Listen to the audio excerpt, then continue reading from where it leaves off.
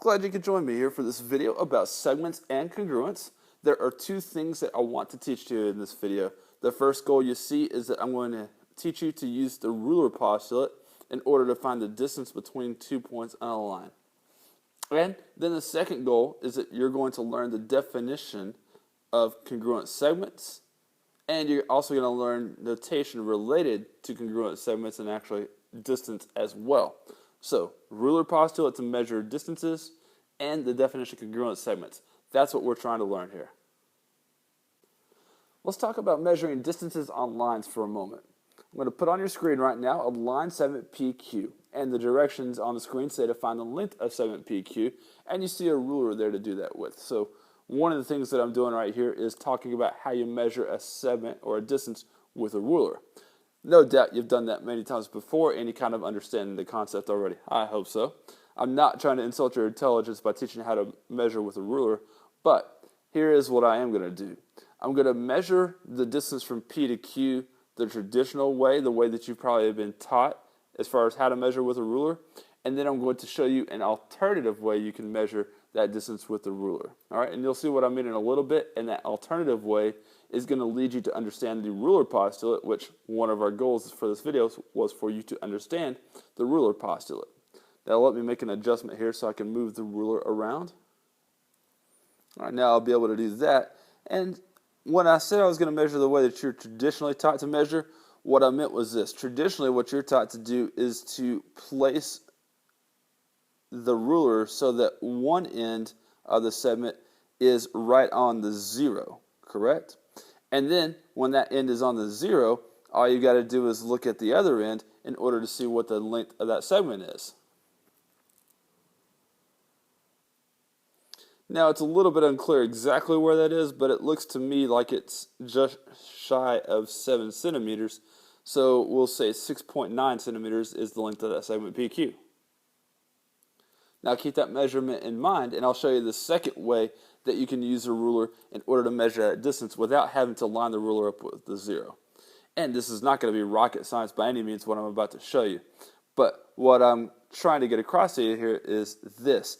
You don't have to line up the ruler at any certain point in order to measure a distance. You can place the ruler anywhere you want to.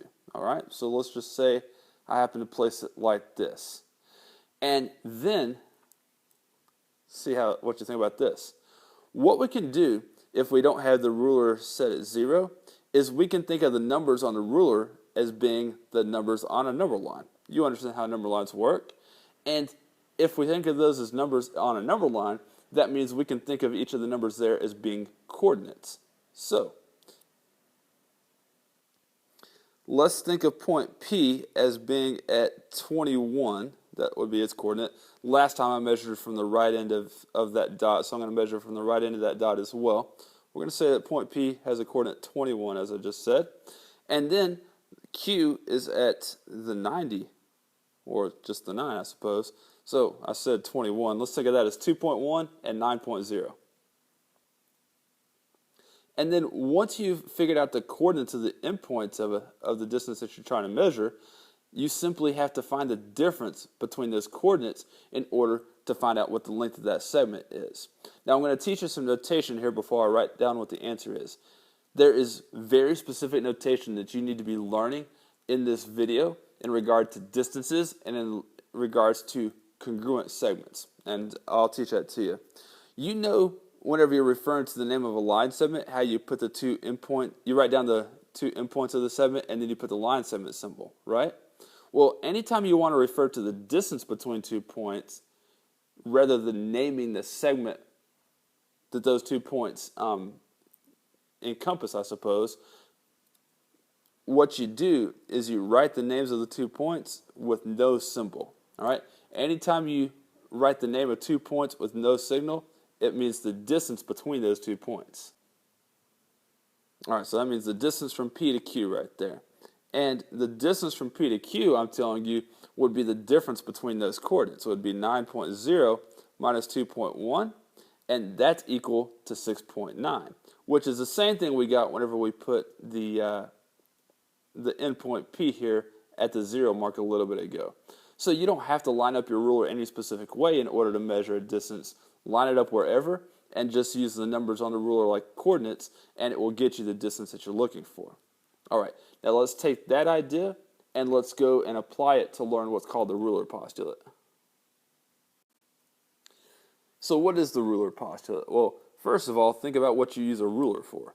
You use a ruler to measure distances, don't you? And the ruler postulate is also about measuring distances. Although it's really about measuring distances when you're not physically using a ruler, but still have a situation kind of similar to the ruler, which I will describe momentarily. Remember a moment ago, whenever I was measuring the distance between those points P and Q, I just said I could assign the points P and Q, or in this case A and B, some coordinates, and I could use those coordinates in order to find out what the distance between the points is. All right, so let's suppose that I assign those 2 points A and B just generic coordinates, x1 and x2. And I'll call them x1 and x2 instead of y1 and y2 because I've got them on a horizontal number line and the x-axis is horizontal, correct? So it's like we have part of a coordinate plane, only the horizontal part of it. Now, what I said we would do with those coordinates is simply find the difference between those coordinates in order to find the distance between the 2 points. And that's what the ruler postulate says. Anytime you have 2 points on a number line and you want to find their distance, all you have to do is subtract the coordinates of those 2 points. Here's the formula that I want you to know. For any 2 points A and B on a number line, the distance between A and B, now notice I didn't put the segment symbol because I'm referring to the distance from A to B is equal to the difference in the coordinates of the 2 points. Now I'm going to add one small thing there, and it's going to make sense here in a moment why I would do that. So let me go ahead and put that in absolute values. The distance between points A and B is equal to the absolute value of the difference between their coordinates. Now, why would I put that absolute value thing there? Let me make up some numbers really quickly here. Let's say that this x-coordinate happened to be 7 and this x-coordinate happened to be 20. Well, then the distance between those 2 points would be 13, wouldn't it? Now, the absolute value thing that I put there is supposed to give you the freedom to not have to worry about the order that you do the subtraction in. If I did 20 minus 7, that gives me 13. If I did 7 minus 20, that's really negative 13, isn't it? So the absolute values here, absolute value bars are there so that you can either do 7 minus 20 or 20 minus 7 and still end up with a correct distance because the absolute value of either of those differences ends up being 13, doesn't it? All right, so that's just for example. There's the ruler postulate. Now let's apply it in an example. The ruler postulate is whenever you have points on a number line that you want to find the distance between, correct? And so what I've done here is I've made 4 points, W, X, Y, and Z, and placed them on a number line. And I've asked you to use that number line in order to find a couple of indicated distances. And I'm going to keep re-emphasizing the notation thing right there. When it says just Y, Z, that means the distance from Y to Z. So that it's indicating to us to find a distance there. Now, first thing I'm going to do is make sure I know the coordinates of each of those points on the number line. Well, very simple.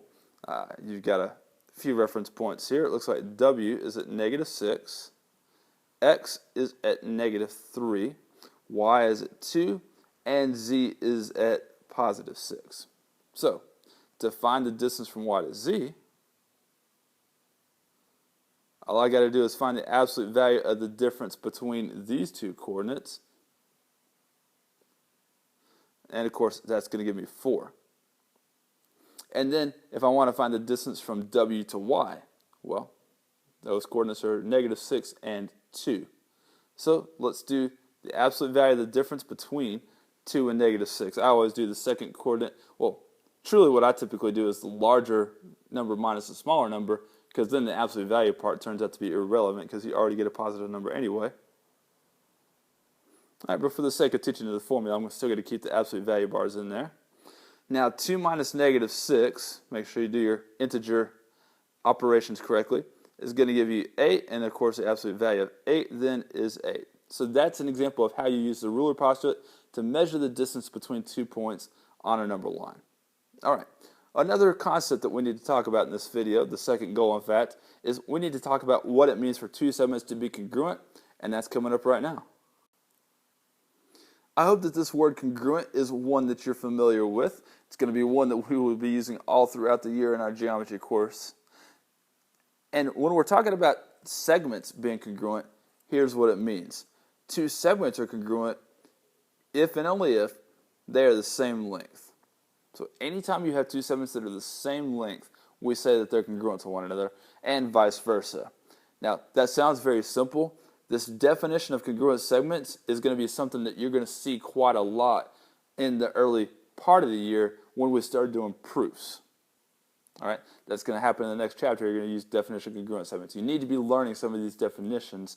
You need to be memorizing, I should say, some of the definitions that we're learning at this early point of the year.